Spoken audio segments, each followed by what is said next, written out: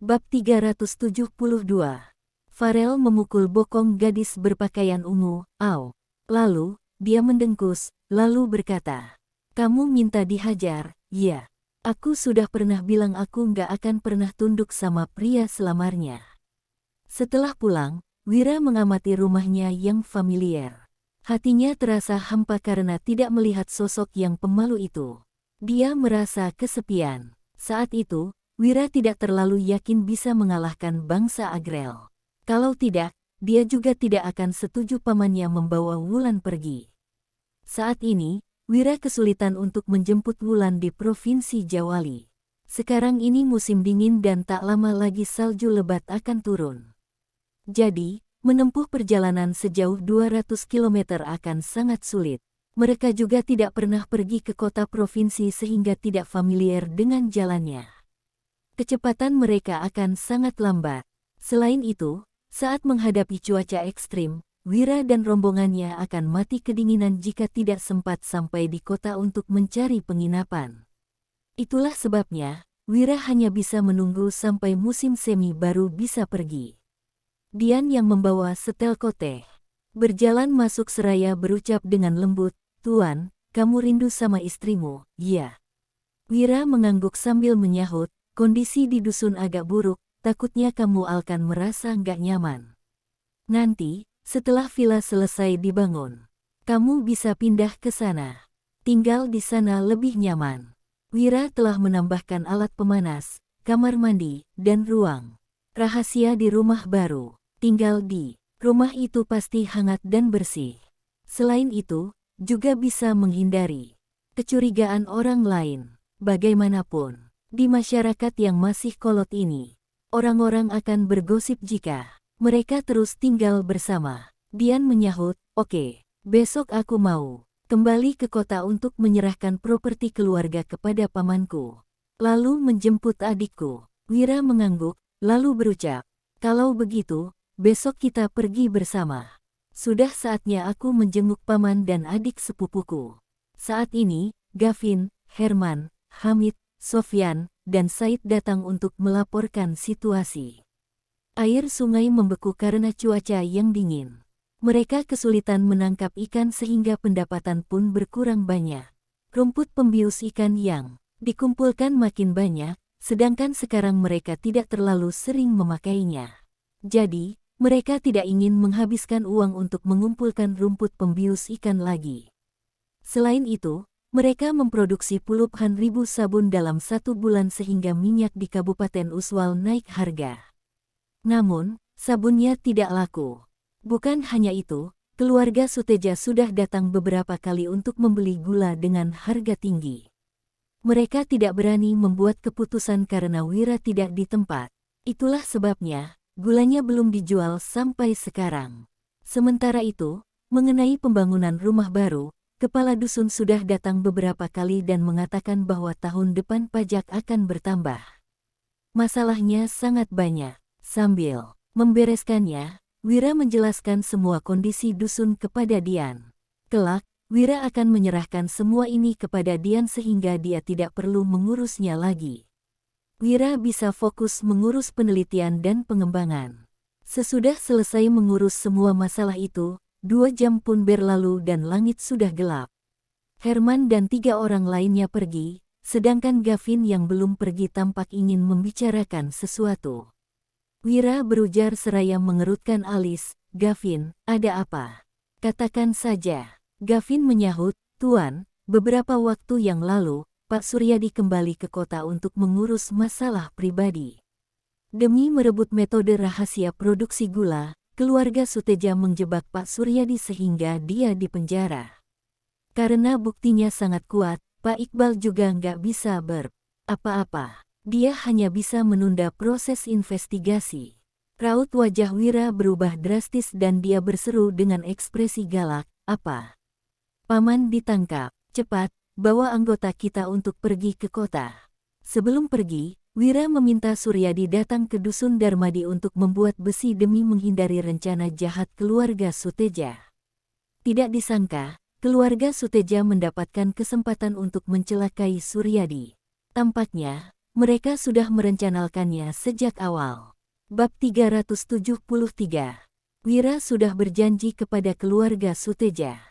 Asalkan mereka mengikuti aturan, Wira pasti akan menjual gula kepada mereka.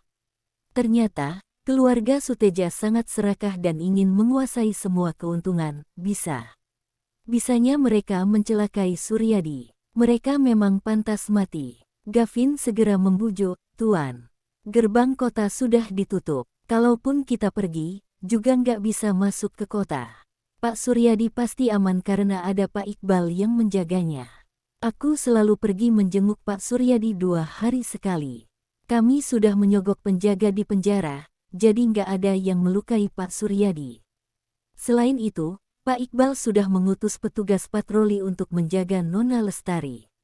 Aku juga mengunjunginya 2 hari sekali dan Nona Lestari baik-baik saja," lanjut Gavin.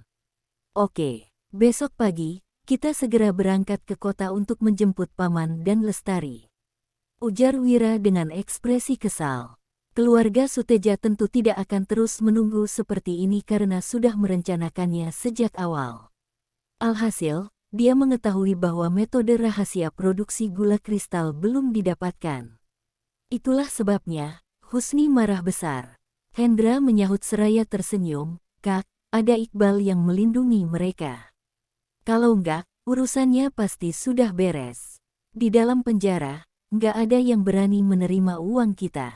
Jadi, kita nggak bisa melukai Suryadi. Petugas patroli juga berjaga di toko besi setiap hari sehingga anggota kita nggak bisa bertindak," lanjut Hendra. "Di kerajaan Nuala, terdapat aturan anak sulung yang mewarisi kekayaan keluarga." Meskipun Husni menegur Hendra dengan kasar, Hendra juga tetap harus tersenyum. Husni yang marah pun berujar, "Kamu ini memang nggak berguna. Kalau misalnya petugas patroli nggak menerima sogokan sebesar 50.000 gabak, kamu tambah nominalnya. Aku mau nggak percaya seorang petugas patroli bisa tahan menghadapi godaan sebesar itu. Asalkan bisa menyingkirkan petugas patroli dan menyuruh preman menculik Lestari, kita bisa memaksanya mengaku setelah menyiksanya. Setelah itu, kamu berikan juta gabak kepada Radit agar dia memikirkan cara untuk menyingkirkan Iqbal.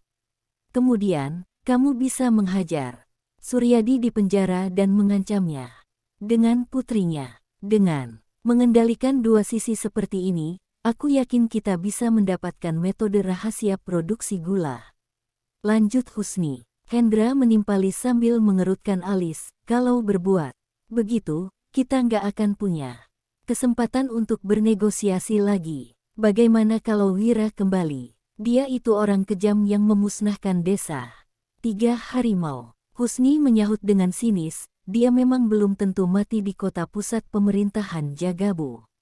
Tapi, memangnya kenapa kalau dia bisa kembali hidup-hidup? Dia itu cuma pelajar biasa.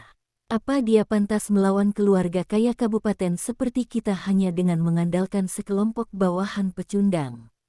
Hendra pun mengangguk. Kemampuan keluarga Suteja tidak kalah dari keluarga Silali dan keluarga Suteja tidak mempunyai kelemahan. Kalaupun ada pemimpin kabupaten yang melindungi Suryadi dan Lestari, mereka juga tidak bisa berbuat apa-apa kepada keluarga Suteja.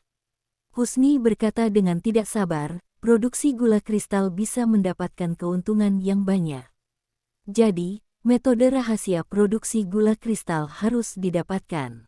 Asalkan bisa mendapatkan metode rahasia produksi gula kristal, keluarga Suteja akan menjadi keluarga bangsawan. "Keluarga bangsawan," seru Hendra yang matanya berbinar-binar. Dia pun terpaksa mengatur rencana yang diperintahkan Husni. Malam pun berlalu. Saat paling gelap sebelum fajar, 4 preman berjalan ke arah toko besi keluarga Salim dan menghampiri 2 petugas patroli yang sedang tidur. Preman-preman itu memberikan masing-masing 50.000 gabak kepada petugas patroli. Kedua petugas patroli memutuskan untuk menerima uang itu, lalu pergi membawa pedang ekor kerbau. Mereka tidak menunggu petugas yang bergiliran menjaga setelah mereka. Keempat preman diam-diam menyusup ke toko besi keluarga Salim. Mereka pasti akan mencari-cari untuk bertindak lagi. Kalau membiarkan Suryadi dan Lestari tinggal lebih lama di kota, mereka pasti akan berada dalam bahaya. Hanya saja, kalaupun pergi sekarang, Wira juga tidak bisa masuk ke kota karena gerbang kota sudah ditutup. Dia hanya bisa menunggu besok. Di Kabupaten Uswal, kediaman keluarga Suteja. Husni yang duduk di kursi membentak, "Hendra, kamu ini memang gak berguna. Sudah begitu lama pun masalahnya masih belum beres." Setelah mendengar bangsa Agrel menerobos kota pusat pemerintahan Jagabu, Husni juga kabur ke wilayah selatan. Namun, beberapa hari ini dia mendengar bahwa kerajaan Nuala memenangkan perang. Jadi, dia kembali ke Kabupaten Uswal. Mereka pasti akan mencari-cari untuk bertindak lagi. Kalau membiarkan Suryadi dan Lestari tinggal lebih lama di kota, mereka pasti akan berada dalam bahaya. Hanya saja, kalaupun pergi sekarang, Wira juga tidak bisa masuk ke kota karena gerbang kota sudah ditutup. Dia hanya bisa menunggu besok. Di Kabupaten Uswal, kediaman keluarga Suteja. Husni yang duduk di kursi membentak, "Hendra, kamu ini memang gak berguna. Sudah begitu lama pun masalahnya masih belum beres." Setelah mendengar bangsa Agrel menerobos kota pusat pemerintahan Jagabu, Husni juga kabur ke wilayah selatan. Namun, beberapa hari ini dia mendengar bahwa kerajaan Nuala memenangkan perang. Jadi, dia kembali ke Kabupaten Uswal dan menemukan kamar Lestari. "Ah, mau apa kalian? Tolong, petugas, ada pencuri." "Ah, wuh," teriak Lestari sembari menangis. Dalam waktu singkat, para menyumpal mulut Lestari dan menggulung selimutnya. Kemudian, Lestari diangkat pergi memasuki paviliun keluarga Suteja, lalu diikat preman.